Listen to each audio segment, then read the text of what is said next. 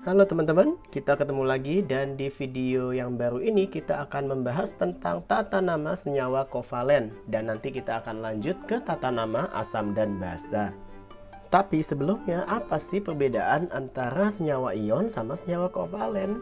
Well, kalau senyawa kovalen itu atom-atom pembentuknya adalah yang bersifat non-logam. Sementara kalau misalnya senyawa ion itu adalah atom logam dengan non-logam gitu ya teman-teman. Jadi perbedaannya di situ. Nah, untuk senyawa kovalen yang terbentuk dari atom-atom yang sejenis, misalkan ada H2, F2, Cl2, Br2, I2 dan seterusnya seperti yang kalian bisa lihat di layar, namanya sebetulnya sama dengan nama atomnya. Jadi di sini misalkan H2 itu adalah hidrogen, kemudian Cl2 adalah klorin, S8 adalah sulfur, P4 adalah fosfor dan seterusnya. Tapi kalau atom pembentuknya itu berbeda seperti yang kalian lihat di layar, gimana dong? Apakah kalian yakin bakalan sanggup buat pelajarin tata namanya? Tenang aja, saya di sini ada buat bantuin kalian.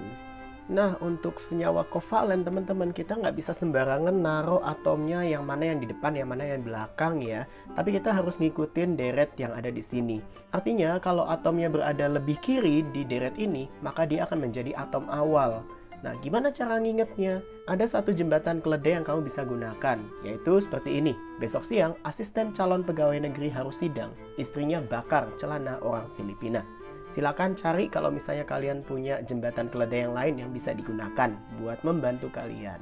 Setelah urutannya beres, ternyata jumlah atom yang menyusun senyawa kovalen itu punya peran penting dalam penamaannya, teman-teman.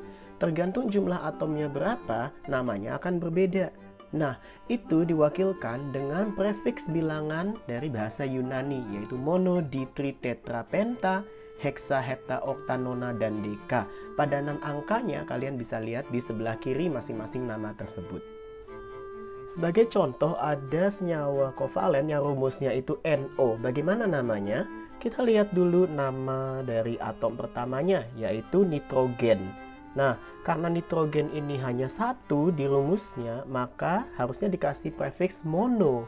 Tapi ternyata untuk atom awal, prefiks mono itu tidak diperlukan, teman-teman. Jadi kita tinggalin aja prefiksnya. Untuk atom akhirnya itu oksigen, teman-teman, dan jumlahnya 1. Nah, kalau jumlah 1 untuk atom akhir perlu diberi prefiks mono.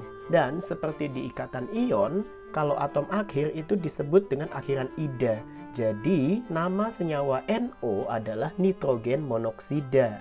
Dengan pola yang sama, kita lihat contoh kedua Cl2O, kita bisa mengetahui bahwa namanya adalah diklorin monoksida. Kenapa begitu? Karena atom awalnya itu Cl, klorin, dan jumlahnya ada 2, berarti diberikan prefiks di. Dan sama seperti senyawa NO sebelumnya, atom akhirnya itu adalah oksigen dan hanya 1, berarti prefiksnya mono dan menjadi monoksida. Tentunya masih banyak contoh lain ya teman-teman seperti yang kalian bisa lihat di layar, tapi dengan mengikuti polanya saya yakin kalian bisa memberi nama senyawa-senyawa tersebut dengan tepat. Tapi tunggu dulu teman-teman, ternyata ada beberapa senyawa yang melanggar tata nama yang kita sudah diskusikan sebelumnya. Because as you know, chemistry is rife with exceptions.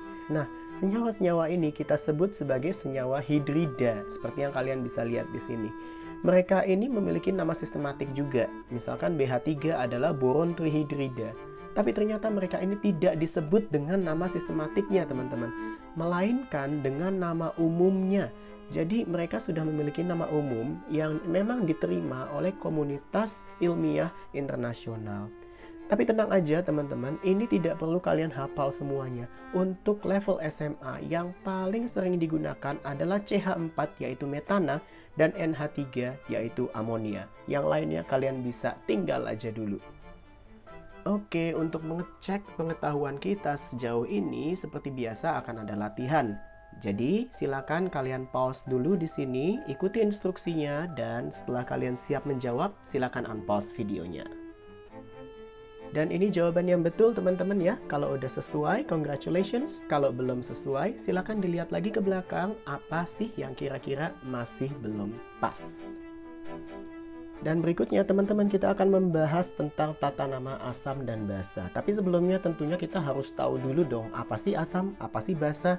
Nah, Enter Svante Arrhenius. Dia adalah seorang chemist, seorang ahli kimia yang berasal dari Swedia. Dan dia punya teori tertentu tentang asam dan basa. Menurut dia, asam adalah sebuah zat yang melepaskan ion hidrogen kalau di dalam larutan.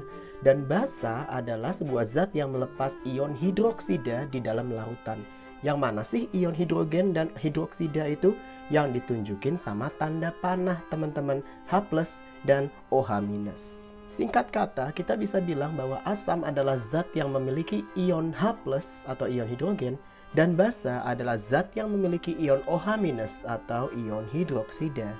Nah, kan kita udah tahu nih asam dan basa itu apa. Sekarang bagaimana cara kita menamakan asam dan basa?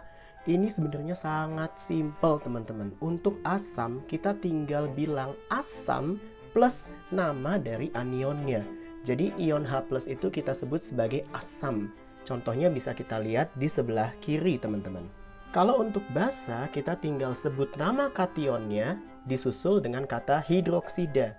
Ini dari ion OH- teman-teman. Nah, contohnya kita bisa lihat di sebelah kanan. Oke, jadi untuk asam basa segitu aja teman-teman sebetulnya ya. Cukup simple kan? Nah, sekarang ada tugas yang harus kalian kerjakan seperti biasa. Ini adalah tugas fluency, kalian bisa lihat di Google Classroom. Ini sudah di-upload ya. Jadi ada 2 part. Part yang pertama itu adalah tentang senyawa kovalen. Kalian harus menentukan rumus dari senyawa kovalen yang diberikan namanya, atau menentukan nama dari senyawa kovalen yang diberikan rumusnya. Untuk yang part kedua itu asam dan basa. Sama seperti yang senyawa kovalen sebelumnya, kalian tentukan rumusnya atau kalian tentukan namanya. Jangan lupa teman-teman, tugas ini dinilai. Jadi silakan dikerjakan dengan sebaik mungkin dan dengan memperhatikan deadline-nya. Sekian aja teman-teman untuk video ini. Terima kasih banyak buat perhatiannya. So, have a good day and see you next video. Bye!